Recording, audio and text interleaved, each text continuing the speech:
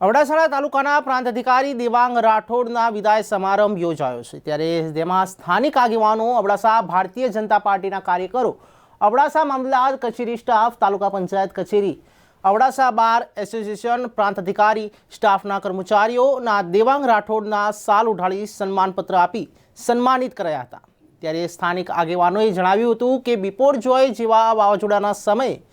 પોતાનું જીવ જોખમમાં નાખી તેઓ રાત દિવસ કાર્યો કર્યા છે। ત્યારે અબડાસામાં ખનીજ ચોરીના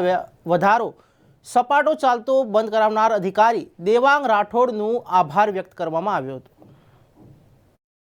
અબડાસા તાલુકાના પ્રાંત અધિકારી દેવાંગ રાઠોડ સાહેબની જ્યારે બદલી થઈ છે ત્યારે અંદરથી આપણે દુઃખની લાગણી પણ અનુભવીએ છીએ કે આવો અધિકારી જ્યારે અબડાસામાંથી બદલી થઈને જાય ત્યારે આપણને ઘણું દુઃખ થતું હોય, પણ આ સરકારની એક બદલી બઢતી બધી રૂટીન પ્રક્રિયા છે એટલે એ પ્રક્રિયાનો ભાગ તો બધા અધિકારી બનતા જ હોય, પણ આ અધિકારીએ અબડાસામાં જે કામગીરી કરીને બતાવી છે એમાં ગમે તેવા બુટલેગરો હોય એને રાતના 12 વાગે કે 2 વાગે જઈને પણ ત્યાં પોતાની ગાડીથી, સરકારની ગાડીનો પોતે સાથે પોતે જીવનું જોખમ લઈ અને એ જ્યારે રેડ નાખે ત્યારે આ પહેલાં આવા અધિકારીઓ ઘણા બધા ઓછા આવ્યા છે અને આજે આ બદલી થઈ ત્યારે આટલા બધા માણસો જેને એમના વિદાયમાનમાં આવે છે ત્યારે આ પણ પહેલો જ પ્રસંગ છે કે ખરેખર આ અધિકારી એ પ્રાંત સાહેબે કેટલી લોકપ્રિયતા અબડાસામાં કેટલી છે એ આપણને અત્યારે ખબર પડે છે, પણ આ અધિકારી અહીંયાથી જશે, એમની બદલી મહેસાણાના વિસનગરમાં થઈ છે ત્યારે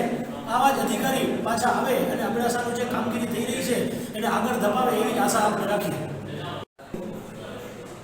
અબડાસાના જાંબાજ અને ખૂબ સક્રિય દેવાંગભાઈ રાઠોડ સાહેબની, આપણા પ્રાંત અધિકારી સાહેબની મહેસાણાના વિસનગર ખાતે બદલી થતાં અબડાસા તાલુકાના સૌ સમાજના આગેવાનો, અબડાસા તાલુકા ભારતીય જનતા પાર્ટીના સૌ આગેવાનો તેમનું આજે ક્યારેય ન થયું એવું આ પહેલી વખત જ્યારે આ સાહેબની બદલી થઈ છે ત્યારે એની તેમને સન્માન માટે અહીંયા બધા સૌ આવ્યા હતા। પણ સાહેબની વાત કરીએ કે આપણે ચૂંટણીમાં પણ બહુ સારી રીતે એમણે કામગીરી કરી,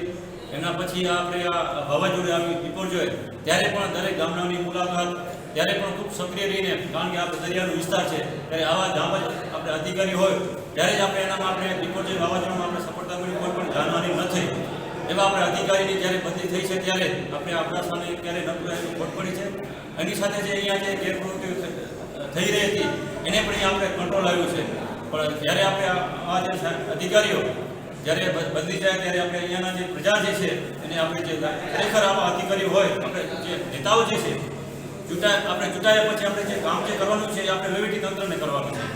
જો આવા જે વહીવટી તંત્ર આપણે સારા અધિકારી હોય તો સાચા અર્થમાં જે ગરીબ માણસો છે, જે સરકારની જે યોજનાઓ છે એના સિવાય બીજે જે આપણે લાભ જે છે આપણે વિકાસના કોઈ કામ હોય એવા સાચા અર્થમાં થઈ શકશે। બદલી થવાનું શું કારણ અત્યારે? બદલી જે આપણે જે કોઈ પણ અધિકારી હોય એનો સમયગાળો હોય, બરાબર, સરકાર આપણે સરકારને જે છે બધી જગ્યાએ આપણા સારા અધિકારીની જે જરૂર હોય, બરાબર, જે અભ્યાસ છે એવી રીતે આપણે